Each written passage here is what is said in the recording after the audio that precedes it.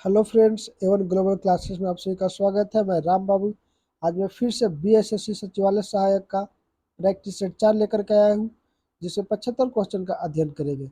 दोस्तों, अगर हमारे चैनल को सब्सक्राइब नहीं किए तो आप सब्सक्राइब कर ले। दोस्तों, चलिए शुरू करते हैं। आज का पहला सवाल है कि राज्य चुनाव आयुक्त को हटाया जा सकता है। तो दोस्तों, इसका सही उत्तर होगा डी, उच्च न्यायालय के न्यायाधीश को हटाने की प्रक्रिया के समान। अगला सवाल है, यूरोप के किस प्रथम वैज्ञानिक ने खोज की कि पृथ्वी सूर्य का चक्कर लगाती है? तो इसका सही उत्तर हो जाएगा कोपरनिकस ने। अगला सवाल है दोस्तों कि दक्षिणी गोलार्ध में व्यापारिक पवनों की बहने की दिशा है। तो इसका सही उत्तर हो जाएगा दोस्तों उत्तर पश्चिम से दक्षिण पूर्व की ओर। अगला सवाल की ओर बढ़ते हैं। निम्नलिखित में से कौन से जिले में सिंदूर फैक्ट्री स्थित है? इसका सही उत्तर हो जाएगा दोस्तों लखीसराय। अगला सवाल है, फ्रांस में पेरिस कम्युनियन की स्थापना कब हुई? इसका सही उत्तर हो जाएगा दोस्तों 1871 ईस्वी में हुई थी।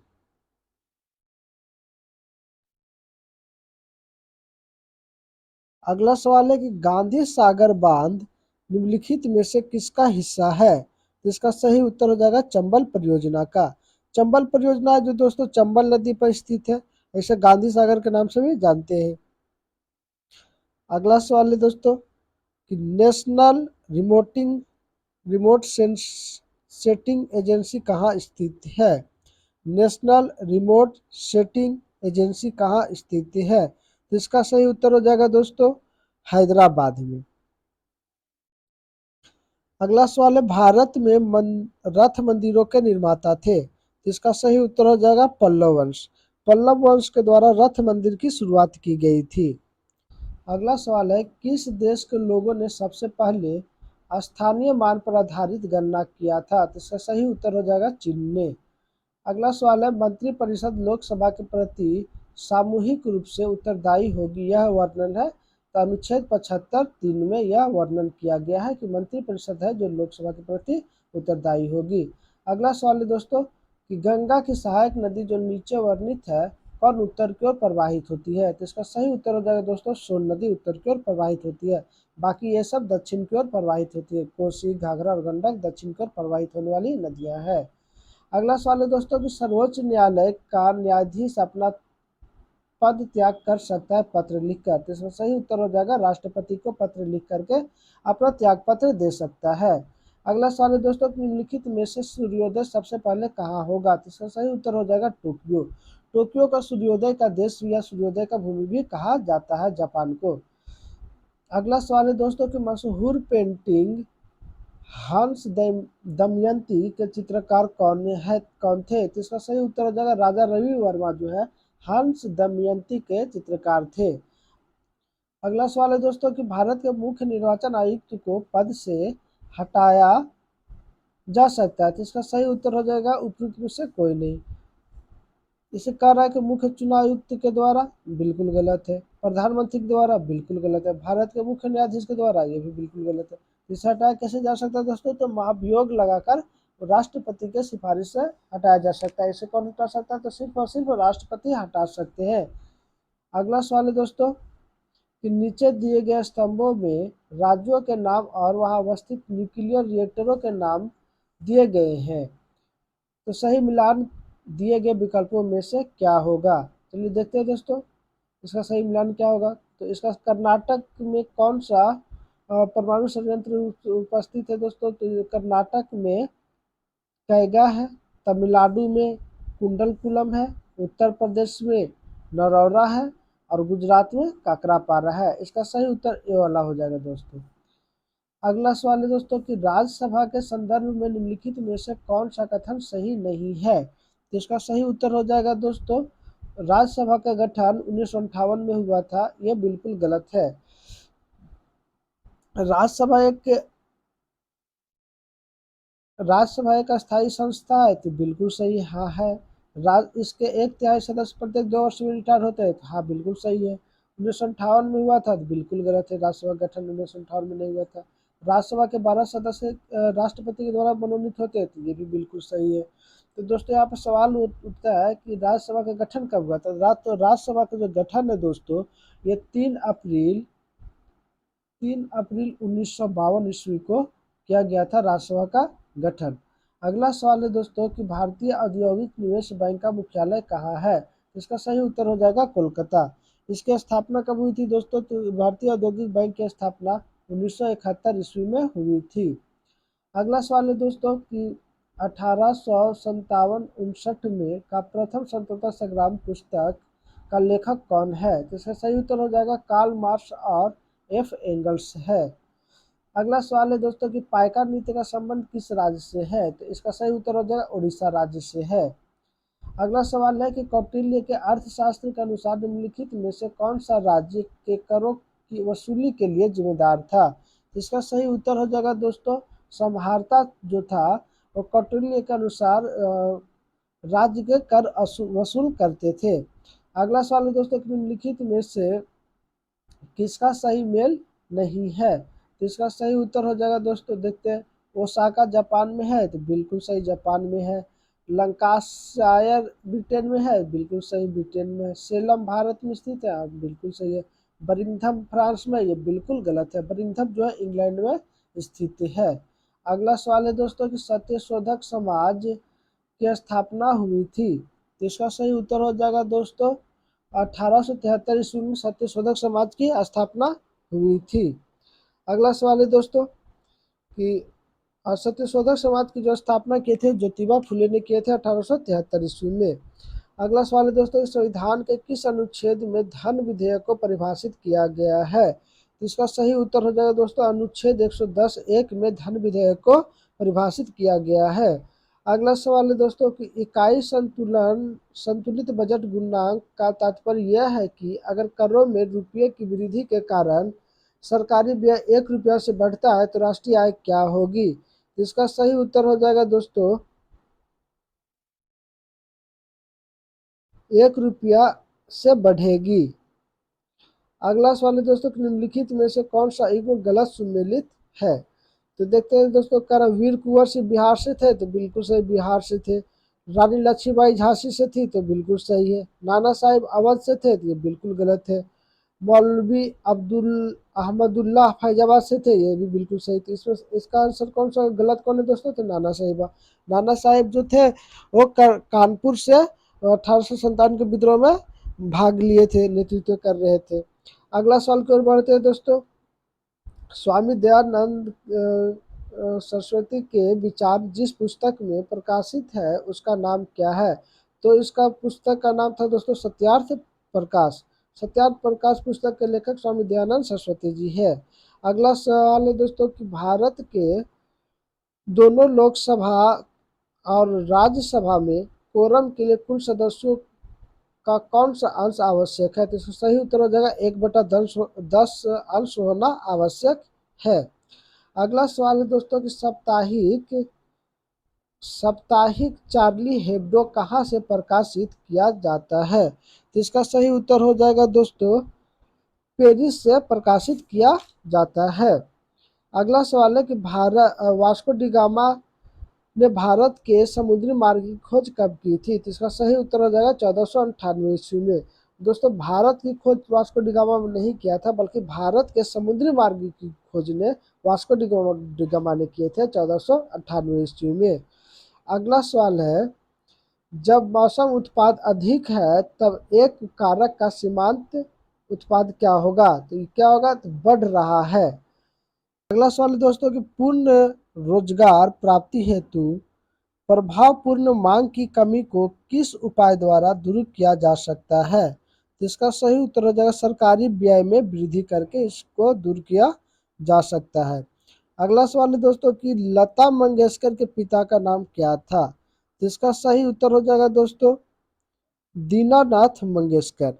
लता मंगेशकर के बारे में कुछ आपको बता दें दोस्तों कि लता मंगेशकर स्वर्ग सामग्री के नाम से दुनिया में मशहूर है। लता मंगेशकर का जो जन्म है 28 सितंबर 1929 ईस्वी को हुआ था।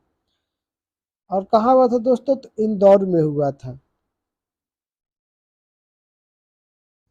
अगला सवाल है, भारत के राष्ट्र उपराष्ट्रपति के निर्वाचन मंडल में शामिल है। इसका सही उत्तर हो जाएगा संसद के दोनों सदनों के सदस्य। अगला सवाल है, संघ और राज्यों के मध्य विषयों के वितरण में साइबर कानून किस सूची में आते हैं। तो इसका सही उत्तर हो जाएगा दोस्तों अवशिष्ट विषय में। निम्नलिखित में से कौन सा अप्रत्यक्ष कर नहीं है। तो इसका सही उत्तर हो जाएगा दोस्तों निगम कर जो है अप्रत्यक्ष कर नहीं है। निगम कर जो है वो प्रत्यक्ष कर के अंतर्गत आता है। अगला सवाल दोस्तों कि बिहार में पटना उच्च न्यायालय स्थापित किया गया था। तो इसका सही उत्तर हो जाएगा दोस्तों 3 फरवरी 1916 ईस्वी को बिहार के पटना उच्च न्यायालय की स्थापना की गई थी। और दोस्तों आपको बता देंगे संविधान के अनुच्छेद 214 के अंतर्गत प्रत्येक राज्य के लिए एक उच्च न्यायालय होना चाहिए। वर्तमान में भी उच्च न्यायालय की संख्या दोस्तों तो 25 उच्च न्यायालय पूरे भारत में अभी है। और बोला जाए दोस्तों कि 25वां उच्च न्यायालय कौन सा है, तो आंध्र प्रदेश के अमरावती जो है, अमरावती ये 25वां उच्च न्यायालय है, 25वां उच्च न्यायालय है। और जब पूछा जाए दोस्तों आपसे कि पहला उच्च न्यायालय कौन सा था, तो पहला उच्च न्यायालय जो था दोस्तों कलकत्ता, मद्रास और मुंबई में हुआ था स्थापना, जो 1862 ईस्वी में हुआ था दोस्तों। 1862 ईस्वी में ये 3 उच्च न्यायालय की स्थापना प्रथम बार हुआ था भारत में। अगला सवाल की ओर बढ़ते हैं दोस्तों कि कुतुबुद्दीन ऐबक का उत्तराधिकारी कौन था। तो इसका सही उत्तर हो जाएगा दोस्तों आराम शाह जो थे वो कुतुबुद्दीन ऐबक के उत्तराधिकारी थे। कुतुबुद्दीन के ऐबक की मृत्यु 1210 ईस्वी में हुई थी। अगला सवाल है दोस्तों कि भारत का कौन सा राज्य सर्वाधिक लोहा उत्पादक राज्य है। इसका सही उत्तर हो जाएगा ओडिशा राज्य।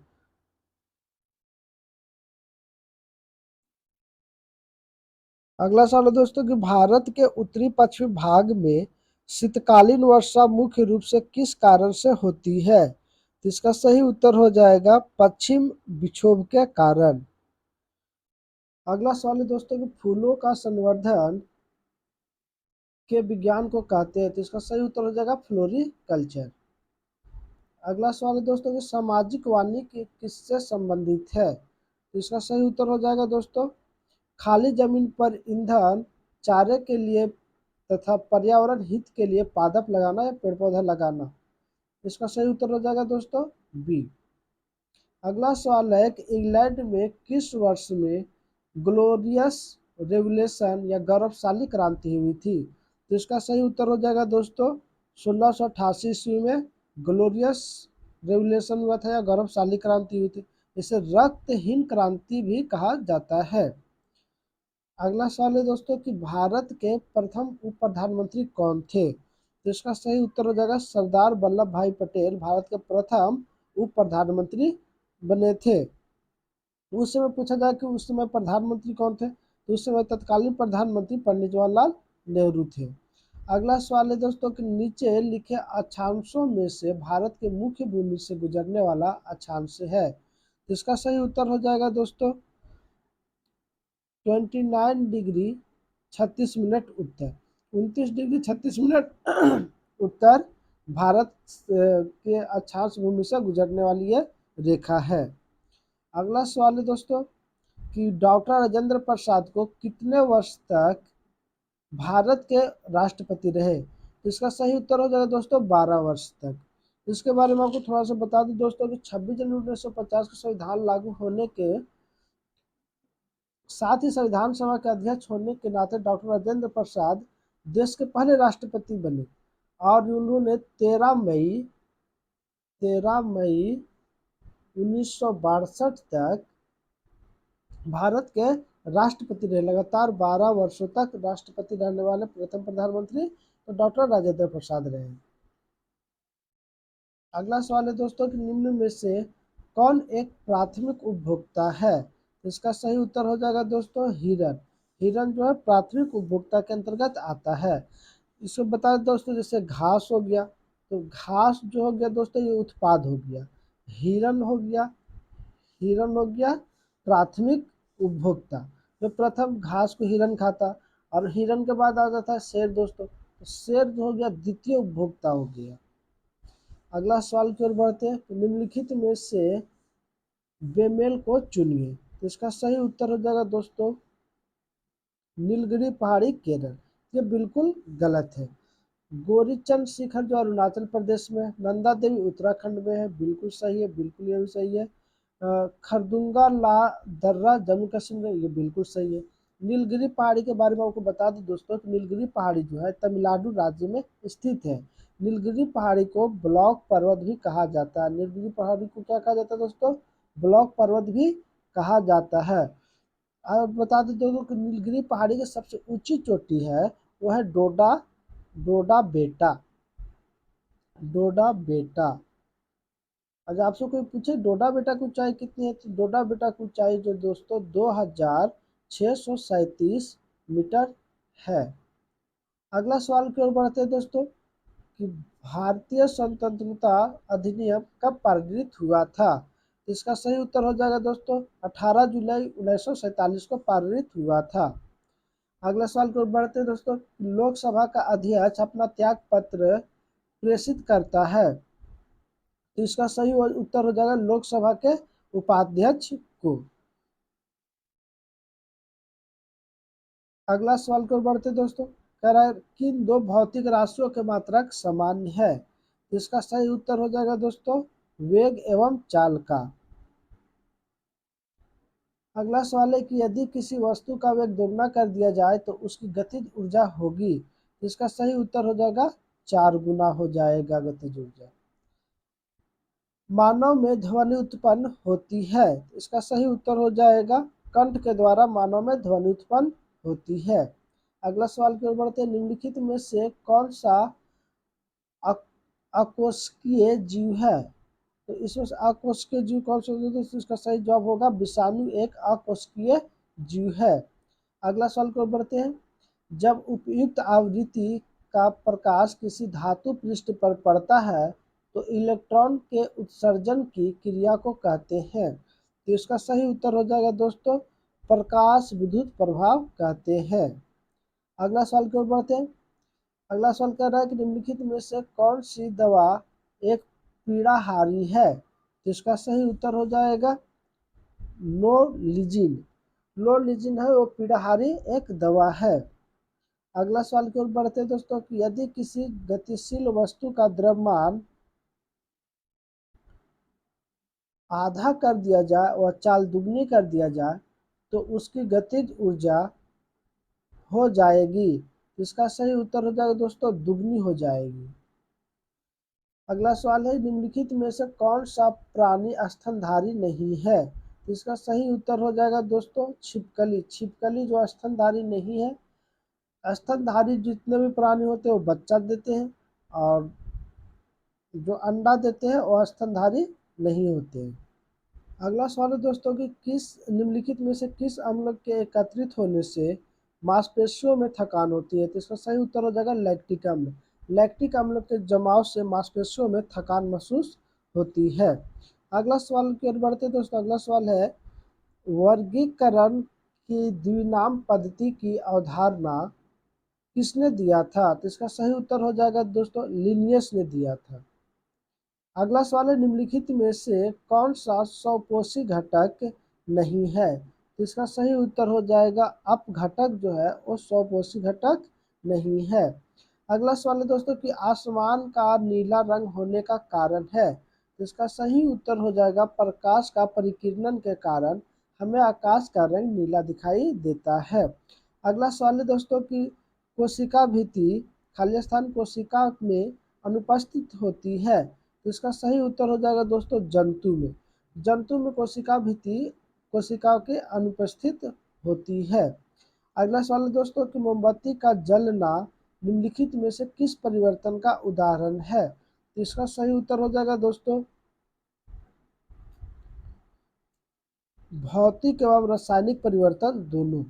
मुख्य रूप से भौतिक और रासायनिक परिवर्तन दोनों हो जाए दोस्तों, मोमबत्ती जलकर पूर्ण रूप से हमें प्राप्त नहीं होता है।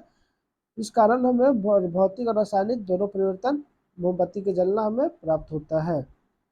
अगला सवाल है दोस्तों कि किस यदि सरल रेखीय पूर्ति का वक्र कीमत अक्ष को काटता है तो पूर्ति की लोच होगी। इसकी सही उत्तर हो जाएगा दोस्तों 0 हो जाएगी। अगला सवाल है कि बोर की परिकल्पना के अनुसार n में स्थिर कक्षा की कोणीय संवेग होती है। इसका सही उत्तर हो जाएगा NH/2 पाई। अगला सवाल है कि क्षार धातुओं में क्या करता है, तो इसका सही उत्तर हो जाएगा क्षार जो है धातुओं में इलेक्ट्रॉन विन्यास Ns⁻2 Np⁻1 है। अगला सवाल है दोस्तों कि किस विटामिन का रासायनिक नाम साइनोकोबालामिन है। इसका सही उत्तर हो जाएगा दोस्तों विटामिन B12 का नाम साइनोकोबालामिन है। अगला सवाल है दोस्तों कि रक्त का थक्का जमने के लिए किस विटामिन के लिए आवश्यक है। तो रक्त के थक्का जमने के लिए दोस्तों सबसे महत्वपूर्ण विटामिन जो है विटामिन के का होना जरूरी है। निम्नलिखित में से कौन सा विद्युत का सुचालक नहीं है। इसका सही उत्तर हो जाएगा दोस्तों प्लास्टिक जो है विद्युत का सुचालक नहीं है। एल्युमिनियम, तांबा, चांदी ये सब विद्युत का सुचालक है। सबसे अधिक जो होता है इलेक्ट्रॉन की प्रवाह वो चांदी में होता है।